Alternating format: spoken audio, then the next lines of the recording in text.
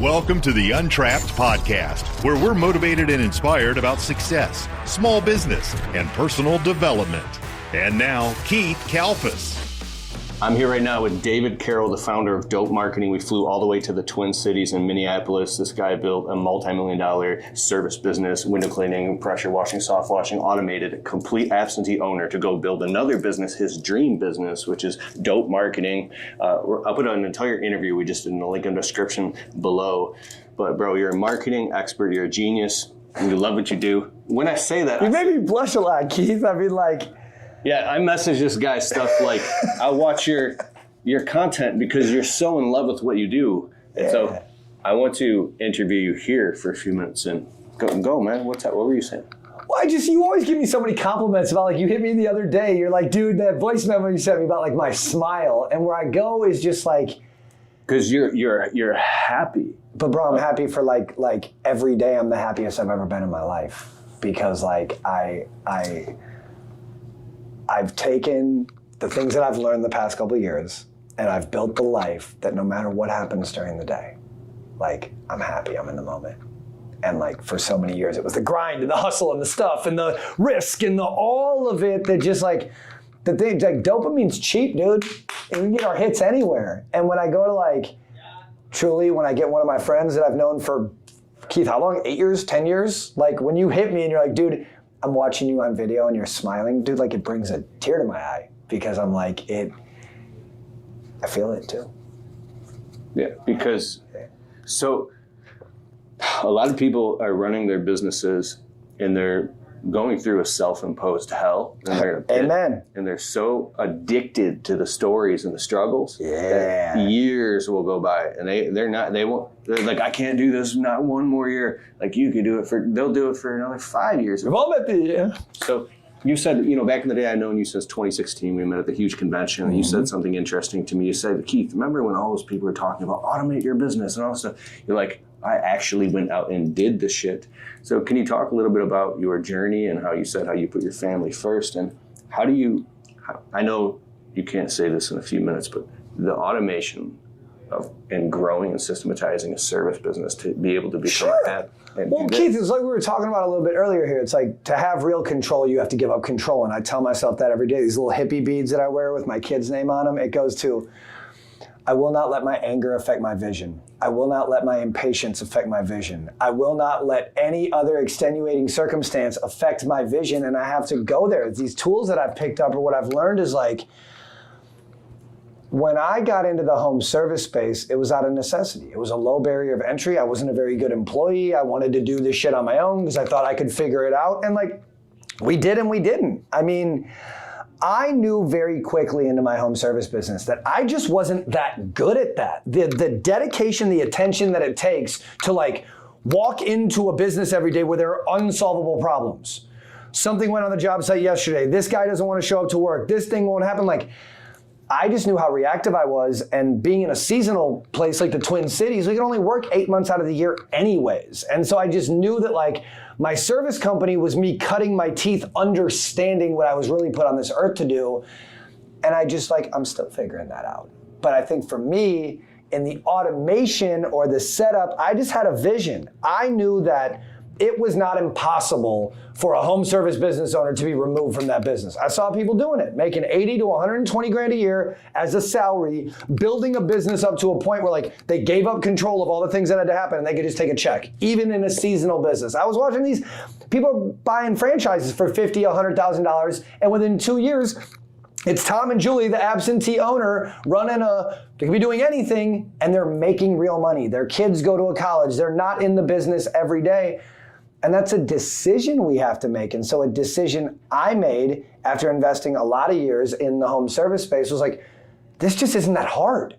Like, the things that we put on our back and the realizations, it's like, dude, when you just understand like how much do you have to make off a truck going in the field every day and how many days can you get that truck to go in the field and just be responsible around the fucking numbers that they have to bring in this much. And like, if they don't, we have to make it up somewhere because we only have so much time in the year to do it. That's it. I can clean as many gutters as I can within 6.5 weeks in October. You know what I can't do? Make another week of gutter cleaning season. I can't do it. It's not in my control. But when I understood that like, spring is gonna be busy for every home service company. Summer, when the kids get out of school, you start going on vacations, the ballers, the people that like your business can kind of always depend on, that'll always spend money on they leave. So now, like, did you balance that enough? Commercial work or new home buyers or real estate agents or stuff you have to do in the summer. Then once you realize like that hump in the summer, it's gonna go spring.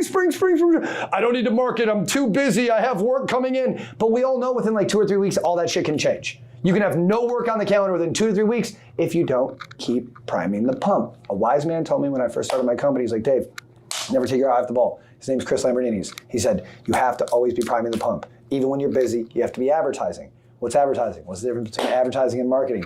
It doesn't mean I have to be spending money all the time, but I have to be taking actions that get my business in front of people, because there's 3 million people in the Twin Cities. They all need their windows clean, but are they all my perfect customer?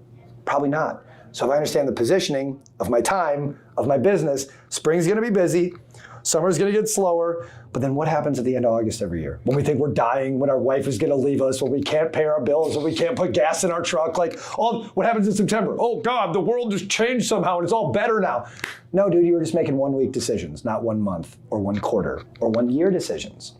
So like, when I took the responsibility to go into my business and actually treat it like a business, it wasn't at some emotional roller coaster of how I was feeling this week of where I was gonna spend money or where I was gonna spend my time or where I was gonna put effort. It just became predictable enough that I could step away from it, knowing that I put the work in for the same thing to happen if I wasn't there. Are you going to be at the 2024 Equip Expo in Louisville, Kentucky, October 15th through 18th this year? I'm going to be there. Come meet me in person. I'll be at the Xmark booth. Take out your phone right now, actually. Take out your calendar and mark Keith Kalfas Xmark booth Wednesday, 1 p.m. Wednesday the 16th at 1 p.m. I'll be at the Xmark booth. Come and meet me. Come and say what's up. And also, I can get you a huge discount, up to 50% off on your tickets. If you go to the Equip Expo website during checkout, there's a promo code. Type in Keith50. Keith50. It'll save you up to 50%. I'll see you in October. So as you say this, I see things in like NLP, like it's like a feeling, a vision. Imagine you're in this bubble, like a fishbowl, right? Yeah. And you can't get out. You're in this. It's like you can't divorce yourself from the gas. Now imagine you ever see imagine a soap bubble and pop, and it becomes two. So it's like a different reality, almost like the labyrinth. And then your business is no longer this thing you're trapped in. It's this thing that's outside of you. Can I jet? Did any of us create this business to be trapped in it? Like, was that our goal from all of it? Did anyone ever that started a business in the history of starting fucking businesses, did anyone go, I'm gonna do this so it's painful and it traps me and I'm stressed out and it sucks? No, the opposite. Yeah, but then like the result is we're not holding ourselves accountable for what we really wanted. Ooh. What did you really want? Do you wake up every morning and remind yourself of that? And again, I'll get as hippie woo-woo as you guys want to, but like, what promise did you make yourself this morning? Today's gonna be a good day. I'm gonna go get some shit done. There are plenty of people in the world that I'm healthy enough to go help that wanna give me their money to solve a problem they have. I have to accept I'm not their number one priority. No one that hired me today said, that is the one thing on the top of my list of all the places I can spend all my minutes during the day that I'm gonna hire Keith to do. No, dude, it's like the 3rd, 4th, 5th, 6th, and then you don't get the attention. You know, why do you think it takes like, 7 to 20 times to follow up with someone to get them to do something? Because we're not their priority. So like when you hold yourself accountable that I have to spend the time required to get to where I want to go. Am I where I want to go? Who is? But can we be okay with the journey? Like with where we're at, with the process. When I wake up this morning and Jimmy didn't show up for work and Karen called the property manager because someone's cat looked at him wrong and then you ran over a thing and this broke and all. I promise you one thing, you cannot control any of that and it's going to keep happening every day. What are you doing? What are you doing to prepare yourself when these things come at you and say, oh my God, I'm trapped. I can't do it anymore.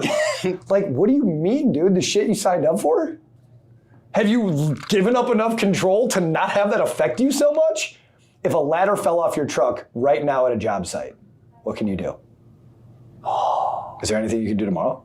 to make it not happen? Well, you can put precautionary measures and training. Okay. Right? And everything to make people... So let's just assume it's a girl. No one got hurt, nothing happened, but like something got left at a job site or fell over and broke. Can you control that happened in that moment? No. Did the person who did it that wasn't you, was that their intention when they showed up today? To fuck something up? No.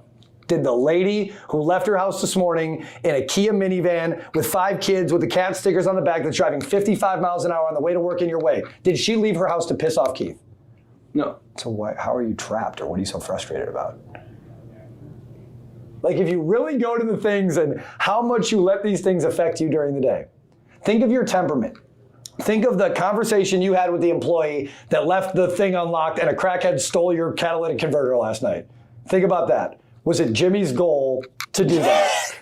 No. But now think of every interaction you have throughout the day that was stemmed off that frustration.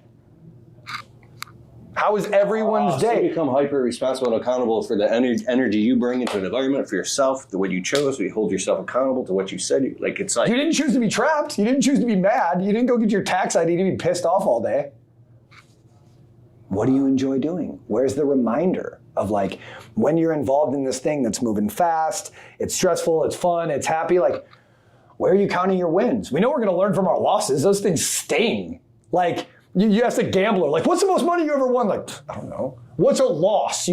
Man, I busted out on this thing or whatever. It's like, everyone's gonna hold themselves accountable probably to a fault of like, the things that went wrong and how painful they are and the baggage and remember, I got screwed, Keith, you don't understand. Yeah. I'm hanging on to it. Dude, you told me something that actually got me over the fear back in the day of hiring employees and being able to leave a job site. What was it? You told me when you hire somebody, of course you train them, but you have to let them trip on themselves and let them, like, you can't be in there, putting it. Has anyone hired like a sales or a marketing or an office person, and it's like they're couple days a week into the job, and then you finally let them take their first call, and you're over their shoulder like, shh, say this. And they're like, shut the fuck up, Keith. I can't think while you're talking to me. We've all done it. It's the giving up of control. Control. It's like the worst thing you can ever have, because there's never enough of it until you realize it doesn't exist. Because when you give up control, you're just allowing something to go wrong. That's it. If I'm controlling something, like, no, dude, don't worry, bro. I got my hands on it. I'm on it. What if you lived in a world where you could just trust your decision making enough to where, like, if something went wrong, you weren't hard on yourself? Because did you do your best? Did you lead up to that moment and plan as much as what do they say, like, anxieties in the future and depressions in the past? And that's why the present is so beautiful? So it's like all that worrying, all that anxiety, all that thinking about what happened last time. Dude, I got something right now for me. I think my biggest weakness is sitting on decisions, taking too long to make decisions with a paranoia around it. So how do you make... Why are you stressing yourself out so much? You can't... Dude, as much as we all want to think life is chess, it's checkers. You can only plan so much. Like, if you want to sit around and stress yourself out about, and dude, like, I have been as guilty of this as anyone. If you want to sit and stress out about every possible outcome and convince yourself that you're like, I'm planning. No, I'm just making sure that if any of this happens, I've stressed myself out enough that I might have the reaction. You worked yourself up so fucking much you wouldn't even remember the shit that you were anxious about. And so, like, to go through this level of planning, what if you just woke up and took your time to know when something happened, you actually had a plan that you could be like, oh, that was the outcome I was going for, or oh, it didn't go this way, but I'm not like chugging Red Bull, yelling, screaming, thinking so fast that I can't even remember what I was doing before. That like tornado of chaos that we get so comfortable in. I think it's so much more important to look at like, dude, we all know that feeling. I talk to my kids about it. That ginger ale, you're being a fucking weirdo, you're getting all squirrely, you're like, everyone sees it, we see it, we know it in ourselves. That feeling that you get when you're like, oh man, I'm fucking bugging me. Like, when you really recognize and hold yourself accountable for that action, when you start to get that feeling, that's when you don't have control.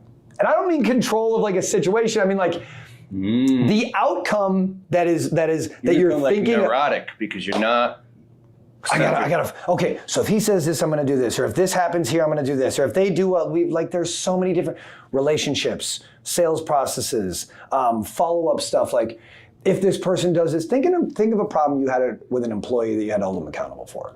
All right, if Keith does this, I'm going to say this, but I have to approach it this way. And maybe if I said it like this, it's like, all that's good. I'm not going to say it's time wasted completely. But if you truly think about like, what if I was just operating in a way every day that regardless of the outcome of the situation, like I knew it was going to be okay. And it starts like, oh yeah, sounds easy, dude. You're here, but it's like, no, dude. What did you think about the sleepless nights or the early mornings when you were sitting up having a fucking conniption about something? How did you get yourself to slap down $1 million on a printer machine? Someone else did it before. They're alive still. It's a zero. What's a problem? A problem is a zero. You want to scale? You really want to like get in a room full of like people with hundreds of millions and billions of dollars? It's the same issue. Add a zero. It's a number. And I don't mean to downplay that, but what I mean is like, dude, what you're doing isn't that special. You're not as pretty of a snowflake as your third grade teacher told you. It's unique. Yes, your problems are unique to you.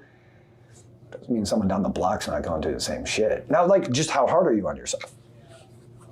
How hard do you want all this to be? Like, dude, really, like, hold yourself accountable if you're watching or listening to this. Think of the last, like, 3 times that you worried yourself to a point that no one could really talk you out of it. Like, you're just like, oh shit, I gotta figure this out. How are we gonna make payroll? How are we gonna do this thing? We have to figure this out. We're gonna, like, remember that feeling? Oh yeah. Well, how do you feel? Yeah. How do you feel right now today? It's like it was nothing. Was that worth it? I exacerbated the whole bullshit in my head. So how did I get to a point of where I could like literally take a step back and make the commitment that I'm not gonna feel like that anymore? Because dude, like I'll just say, like I have probably put like finances, stress, all that stuff to the point of like, like pushed it. Where I go with it is like, all I learned about those emotions or feelings is like, I'm only in control of them. How worried do I really want to be? How stressed out do I really want to be? How much control do I really need to have out of something that I can't really decide? I can decide like what I feel about the outcome, but dude, like I'm doing my best. It's gonna go the way it's gonna go. And again, very blanket, relative statement, but everyone's not, it's just like, stop being so fucking hard on yourself. You know, that's one thing I want to actually wrap this up now because you covered so much. Is I see on your Instagram, and I've followed your journey, and you've really dove into personal health, and very important. It's a lot of cardio, a lot of exercise, like really committed. And I've watched you. How can I explain it? Not only has your physique and you've slimmed down and your posture straight, you're just fucking amped, bro. And what was the thing that made you wake up to that? So you're like, boom, that's it. I decided to stop drinking. Yeah, we've been drinking almost like 3 years. Like not a sip. And it was just, I looked at anyone that's like, I mean, I'm sure there's stuff on the internet about it. It wasn't that long ago. It was only 3 years. Like I was like the wild man, dude, your wife didn't want you hanging around without a town. Just like that was my MO. And I looked at what was really important to me, which was my family. And I was like, if I'm not gonna lead from the front, if I'm not gonna be an example, there's no more. And look, I want everyone to smoke weed out of their gun with their husband and vote fucking purple. I don't care. Like, be happy. Life's hard enough to be happy. But when I looked at the life I was living and the things I was chasing, if anyone's seen True Detectives Season 1, Woody Harrelson talks about it. You know, he was chasing something his whole life and he didn't realize until he got older it was right in front of him. And I'm so blessed that outside of the business, the stuff, the whatever, dude, there were times in my life when I thought about like having a beautiful family, driving my Mercedes with my Rolex on to my house, and like I made a decision that that's going to be my life now, and I'm thankful for that every day. There's no more grind. There's no more chase. Take the car and the money. None of that shit matters. But I remember there was a time when I thought like, what if I just had that? And then like most things in life, you get it, and you're like, how much did that really matter? What really matters was right in front of me the whole time, which was my family, and it's just so easy. Why do I make the decisions I make every day? Because there are people that depend on me every day, that look up to me outside of my businesses and my employees and my stuff. Like, you talk about control. The one true thing I'm in control of is how these little humans that I put on this earth look at the world. And I just like take that really seriously. Wow. Dave Carroll, dope marketing. That's why we came to the Twin Cities here. Bro, how can everybody find you? And you have a podcast too, because this is going to be on my podcast, the Untrapped podcast. We do. What's your podcast too? Dope Conversations with Dave Carroll and Friends. Season 2 is dropping actually beginning of next month. Where can everybody find it? Type Dope Marketing into a social media platform or a search engine and you will find us. Perfect. And Dope Conversations, the podcast. Dope Conversations, the podcast. We'll also Google, YouTube, Spotify, all the fun places. Bro, such an honor. Appreciate you, Keith. All right, see you next time. Hey, I hope you liked the show. And if you like the Untrapped podcast and you get value from it, can you please take a minute and go over to Spotify and leave it a well-worded positive 5-star review? It helps boost the rankings on Spotify so the show can get to more people. Therefore, these messages can get out to more people and inspire more people so then they can go out and start their small businesses and crush it and get to the next level. It's a huge deal. All right, I'll see you in the next show.